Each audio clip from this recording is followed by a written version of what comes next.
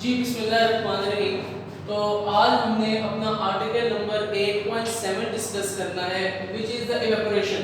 तो इवेपोरेशन को जब हम डिस्कस करेंगे, हमने इस चैप्टर में बेसिकली पढ़ना किस चीज़ को था, हमने प्रॉपर्टीज़ को डिस्कस करना था, किसकी, मैटर की प्रॉपर्टीज़ को डिस्कस करना था और उस मैटर को हमने क्या करनी थी, हीट देनी थी। ठीक है, तो हमने इसके मुख्तलिफ फैक्टर्स हमने इस चैप्टर में पहले पढ़े। तो हमने बेटा डिस्कस करना है द इवेपोरेशन। ठीक है, ये बड़ा आसान आर्टिकल हमारे पास है और ये इंपॉर्टेंट लॉन्ग क्वेश्चन में से एक इंपॉर्टेंट लॉन्ग क्वेश्चन है। तो आपकी बुक का हाईली रेटेड लॉन्ग क्वेश्चन, ये आपने बड़े अच्छे तरीके से इसको प्रिपेयर करना है। तो द इवेपोरेशन में बेसिकली हमारे पास है क्या, इसकी जो हम डेफिनेशन की तरफ मूव आउट करते हैं, तो इसकी डेफिनेशन में बेसिकली हमारे पास क्या है, हमने करना क्या है प्यारे बच्चों, हमने यहाँ पर जाना क्या है, इसकी डेफिनेशन में हमने लिक्विड से किस में मूव करना है, लिक्विड से हमने मूव करना है वेपर्स में। लिक्विड से हमने वेपर्स में मूव करना है, या आप इसको इस तरह कह लें, हमने किस में जाना है, गैसियस स्टेट में, गैसियस स्टेट। ठीक है, हम बेसिकली इसमें गैसियस स्टेट में जाएंगे। तो ये बेसिकली हमारे पास क्या है, दिस इज कॉल्ड इवेपोरेशन। ठीक है, हमने सॉलिड से वेपर्स में जाना है, ये बेसिकली जो हमारे पास गैसियस स्टेट है इसमें मूव करेंगे। और आपने यहाँ पर इसकी डेफिनेशन में एक बात याद रखनी है, यहाँ पर आप लोगों ने जो पॉइंट याद रखना है वो पॉइंट बेसिकली जो हमारे पास है कि आप लिक्विड से वेपर्स में या गैसियस स्टेट में तो आप जाएंगे, लेकिन आपने इस लिक्विड को हीट नहीं करनी विदाउट हीटिंग। आपने इस लिक्विड को बिल्कुल भी हीट नहीं करना विदाउट हीटिंग, विदाउट हीटिंग। तो ये जो प्रोसेस हमारे पास लिक्विड में, ये जो वेपर्स में जो चेंज हो रहा है, आपने एक बात याद रखनी है, ये जो लिक्विड से वेपर्स में ये जो प्रोसेस होगा, लेकिन आपने उस प्रोसेस में बिल्कुल भी आपने हीटिंग प्रोसेस नहीं करना। एग्जांपल के तौर पे जैसे कि अगर हमारे पास पानी है, वो जो पानी अगर आप किसी भी बर्तन में रखेंगे और आप कुछ अर्से बाद देखेंगे वो जो पानी है वहां से इवेपोरेट हो जाएगा। ठीक है, वहां से इवेपोरेशन का प्रोसेस होगा, तो आप देखें वहां पर आपने बिल्कुल भी, वहां पर आपने लिक्विड को बिल्कुल भी हीट नहीं दी। ठीक है, तो इस तरह के प्रोसेस को हम क्या बोलेंगे, तो इवेपोरेशन। लास्ट टाइम डिस्कस करा, दोबारा देख लें कि हमने लिक्विड से वेपर में जाना है।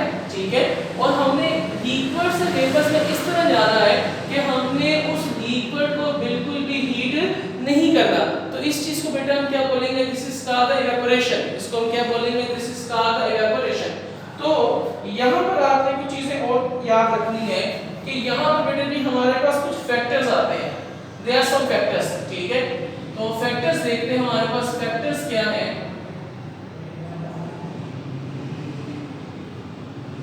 तो बेटा फैक्टर्स हमारे पास, देयर आर 4 फैक्टर्स। हमारे पास यहाँ पे आपकी जो बुक में फैक्टर्स दिए गए हैं बेटा, कितने फैक्टर्स हैं हमारे पास, 4 फैक्टर्स हैं। और आपको शॉर्ट क्वेश्चन में आता है, write down the factors of the evaporation. सिर्फ 4 फैक्टर्स के नाम लिखने होंगे तो आपको 2 नंबर मिल जाएंगे, और फिर ये लॉन्ग में भी आएगा तो आपको सारा इसमें एक्सप्लेन करना पड़ेगा। तो जब हम सबसे पहले फैक्टर की तरफ मूव करेंगे, तो वो जो फैक्टर बेसिकली हमारे पास क्या होगा, व्हिच इज द टेंपरेचर। जो नंबर 1 फैक्टर बेटा हमारे पास होगा, वो कौन सा फैक्टर होगा, व्हिच इज टेंपरेचर। तो बेटा नंबर 1 फैक्टर जो हमारे पास टेंपरेचर है, टेंपरेचर से हमारे पास क्या मुराद है। एग्जांपल के तौर पर आपने यहाँ पे जिस चीज को बड़े गौर तवज्जो से देखना है कि अगर हमारे पास यहाँ पर कोई भी बर्तन मौजूद है, यहाँ पर हमारे पास कोई भी बर्तन मौजूद है, तो हमारे पास होगा क्या, यहाँ पर इसके ना लिक्विड के, ये हमारे पास ये लिक्विड, इसमें लिक्विड मौजूद है, ये कंसीडर करें हमारे पास लिक्विड मौजूद है, और ये लिक्विड के हमारे पास यहाँ पर क्या है, कुछ पार्टिकल्स हैं। लिक्विड के हमारे पास क्या है, कुछ पार्टिकल्स। और बेसिकली होगा क्या, हमने इसको यहाँ पे टेम्परेचर देना है। ठीक है, हमने इसको क्या करना है, यहाँ पर टेम्परेचर देना है। अगर हम इसको यहाँ पे टेम्परेचर देते हैं, देखिएगा अगर बेटे इसको यहाँ पे हम टेम्परेचर देंगे, टेम्परेचर बेसिकली इंक्रीज करेंगे, और टेम्परेचर किसी भी शक्ल में हम कर सकते हैं। मे बी हम सूरज की रोशनी में हम उसको रखें पानी को, तो बेसिकली क्या होगा, तो आप देख रहे हैं अगर हम सूरज की रोशनी में इस पानी को रखेंगे तो बेसिकली हीट किसकी तरफ ट्रांसफर होगी, हीट इस पानी की तरफ क्या होगी, ट्रांसफर होगी। हीट जब इस पानी की तरफ ट्रांसफर होगी तो बेसिकली हीट किस तक पहुंचेगी, इस वाले मॉलिक्यूल्स तक पहुंचेगी। जब हीट इस वाले मॉलिक्यूल्स तक पहुंचेगी, याद आपने रखना है कि जो टेंपरेचर है वो डायरेक्टली प्रोपोर्शनल होता है काइनेटिक एनर्जी के। टेंपरेचर किसके डायरेक्टली प्रोपोर्शनल होता है, काइनेटिक एनर्जी, जो बेसिकली एवरेज काइनेटिक एनर्जी आता है। आपने बस यहां पे याद रखना है कि जो टेंपरेचर है वो किसके डायरेक्टली प्रोपोर्शनल है, काइनेटिक एनर्जी। किसकी kinetic energy, molecules of the kinetic energy. तो याद रखें आप जिस तरह टेंपरेचर ज्यादा करते जाएं, कंसीडर करें टेंपरेचर अगर ज्यादा होगा इस लिक्विड का तो हमारे पास मॉलिक्यूल की काइनेटिक एनर्जी भी क्या होगी, ज्यादा। तो जब मॉलिक्यूल्स की काइनेटिक एनर्जी ज्यादा होगी तो इससे होगा क्या, हमारे पास जो मॉलिक्यूल्स हैं वो क्या करेंगे, वाइब्रेट करेंगे। ये जो मॉलिक्यूल्स हैं ये क्या कर रहे हैं, वाइब्रेट कर रहे हैं। तो इस मॉलिक्यूल्स की वाइब्रेशन के नतीजे में, ठीक है, मॉलिक्यूल्स की वाइब्रेशन के नतीजे में हमारे पास होगा क्या कि इन मॉलिक्यूल जो रेड से मैं रिप्रेजेंट कर रहा हूं, इन मॉलिक्यूल्स की एनर्जी इतनी ज्यादा हो जाएगी टेंपरेचर देने की वजह से, इन मॉलिक्यूल्स की काइनेटिक एनर्जी इतनी ज्यादा होगी कि ये जो हमारे पास मॉलिक्यूल्स हैं ये मॉलिक्यूल्स क्या हो जाएंगे, इस लिक्विड लेवल से बाहर आ जाएंगे। ये मॉलिक्यूल्स क्या होंगे, लिक्विड लेवल से बाहर आएंगे। तो जब मॉलिक्यूल्स लिक्विड लेवल से बाहर आएंगे तो अब आपके पास डायग्राम कुछ इस तरह बनेगी। जब वो लिक्विड लेवल से बाहर आ जाएंगे, डायग्राम आपको कुछ इस तरह बनेगा। तो लिक्विड लेवल जो कि यहां पर मौजूद है, लिक्विड लेवल आपके पास कहां आ जाएगा, नीचे, क्योंकि कुछ पानी के जो मॉलिक्यूल्स हैं वो कहां चले गए हैं, बाहर चले गए। तो आपके पास जो मॉलिक्यूल्स मूव कर गए वो मॉलिक्यूल्स कितने रह गए, ठीक है। तो लिक्विड लेवल क्या हो गया, कम हो गया। तो आप देखिए यहां पर इवेपोरेशन का प्रोसेस हुआ, हमारे पास जो लिक्विड है वो चेंज हो चुका है, किसमें चेंज हो चुका है, वेपर्स में, ठीक है, वेपर्स में चला गया। तो ये आपने पहला फैक्टर याद रखना, जिस तरह हम टेंपरेचर को क्या करते जाएंगे, ज्यादा करते जाएंगे, हमारे पास काइनेटिक एनर्जी भी क्या होती जाएगी, इंक्रीज करती जाएगी, ठीक है।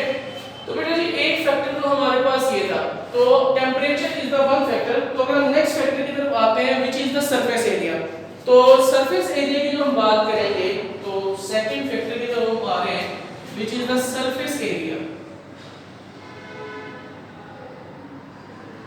सरफेस एरिया, तो बेटा जब हम सरफेस एरिया की बात करते हैं तो इसमें बेसिकली हमारे पास होता क्या, एक बात याद रखनी है, अगर हमारे पास दो बर्तन मौजूद हैं, ठीक है, इस तरह अगर हम कंसीडर करते हैं, सरफेस एरिया से हम से मुराद ये है कि अगर दो बर्तन मौजूद हैं, एक बर्तन हमारे पास ये है और एक बर्तन अगर आप ग्लास ले लें, ठीक है, दूसरा बर्तन हमारे पास ये है, इस तरह अगर आप कंसीडर कर लें और इसमें हमारे पास दोनों में लिक्विड का लेवल यहां पे मौजूद है, एक में लिक्विड का लेवल ये है और एक में हमारे पास लिक्विड का लेवल ये है। तो इसमें जो पार्टिकल्स होंगे, क्योंकि ये इसका एरिया ज्यादा है, इसमें जो पार्टिकल्स होंगे लिक्विड के वो कहां होंगे, थोड़े दूर दूर होंगे, ठीक है, और यहां पर जो लिक्विड के पार्टिकल्स होंगे वो क्या होंगे, जरा करीब करीब होंगे। वो करीब करीब इस तरह से होंगे क्योंकि हमारे पास सरफेस एरिया क्या है, जरा थोड़ा सा कंडेंस है, ठीक है। अच्छा, अब यहां पर आपको यहां पर देखना है, ये देखिएगा कि यहां पर इस वाली डायग्राम में इसको डायग्राम नंबर ए बोल रहे हैं, इसका डायग्राम नंबर बी। तो डायग्राम नंबर ए में आप देखेंगे जिसका सरफेस एरिया ज्यादा होगा, जिसका सरफेस एरिया क्या होगा, ज्यादा, तो उसमें आपने याद रखना है उसमें इवेपोरेशन का प्रोसेस भी क्या होता है, ज्यादा।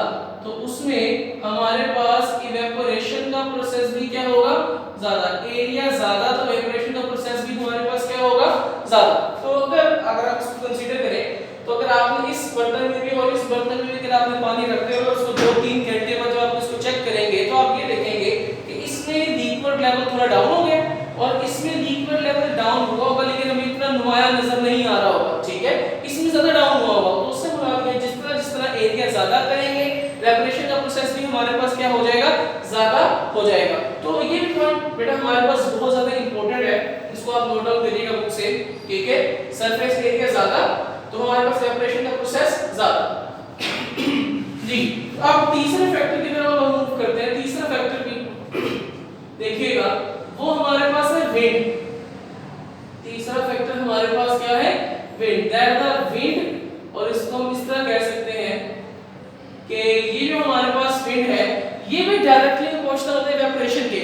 जिस तरह हवा ज्यादा चलेगी उसी तरह हमारे पास इवेपोरेशन का प्रोसेस क्या हो जाएगा, ज्यादा हो जाएगा। अब इसमें मुराद ये है कि अगर आप कपड़े धो के छत के ऊपर डालते हैं तो अगर हवा तेज चल रही होगी, हवा अगर तेज चलेगी तो उसमें हमारे पास तेज हवा की वजह से हमारे पास जो कपड़े के अंदर जो लिक्विड के पार्टिकल होंगे वो भी हवा के साथ बड़ी तेजी के साथ उस सरफेस से उस कपड़ों से क्या हो जाएगा, वो पानी बाहर निकल जाएगा। तो जब पानी बाहर निकल जाएगा तो इससे मुराद ये कि इवेपोरेशन का प्रोसेस क्या हो जाएगा, ज्यादा लिक्विड से आप कहां चलेंगे, गैस स्टेट में चलेंगे।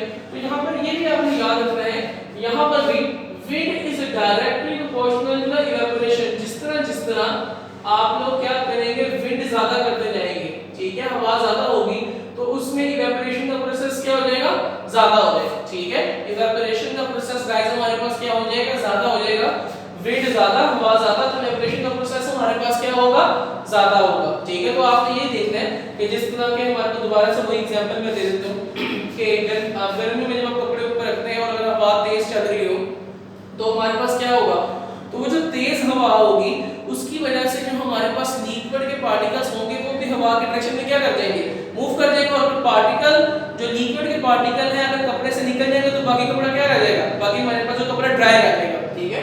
तो ये हमारे पास एक विंड का पॉइंट था कि हमारे पास अगर हवा ज्यादा करते जाएंगे, इवेपोरेशन ज्यादा करेंगे तो उसकी वजह से हमारे पास विंड वाला प्रोसेस भी बेटा हमारे पास क्या हो जाएगा, ज्यादा हो जाएगा। अब तीसरा हमारे पास इंपॉर्टेंट फैक्टर कि आपको शॉर्ट क्वेश्चन में भी आ जाता है, और तीसरा फैक्टर बेटा जी हमारे पास क्या है, nature of the liquid. Nature of a liquid. तो नेचर ऑफ अ लिक्विड को बेटा जी हम डिस्कस करते हैं। तो nature of a liquid basically हमारे पास है क्या, इसका हमने गौर से सुनना है। नेचर ऑफ अ लिक्विड हमारे पास है क्या, जो लिक्विड है ना, जो डिफरेंट लिक्विड होते हैं उसमें डिफरेंट इवेपोरेशन का प्रोसेस होता है। डिफरेंट लिक्विड के ऊपर डिफरेंट इवेपोरेशन का प्रोसेस होता है। एग्जांपल के तौर पर अगर हम बात करते हैं स्प्लिट की, अगर हम स्प्लिट की बात करते हैं, स्प्लिट की, तो स्प्लिट में हमारे पास इवेपोरेशन का प्रोसेस क्या होता है, fast process, fast evaporation, fast evaporation किसमें, स्प्लिट में, ठीक है। जिस तरह पेट्रोल भी आप ले सकते हैं, तो इसमें जो हमारे पास प्रोसेस होता है कैसा प्रोसेस होगा, फास्ट प्रोसेस होगा, फास्ट इवेपोरेशन होगी, ठीक है। और यहां पर अगर हम ले लेते हैं वाटर, वाटर की अगर हम बात करेंगे, वाटर में जो इवेपोरेशन का प्रोसेस होगा वो क्या होगा, स्लो प्रोसेस, स्लो इवेपोरेशन।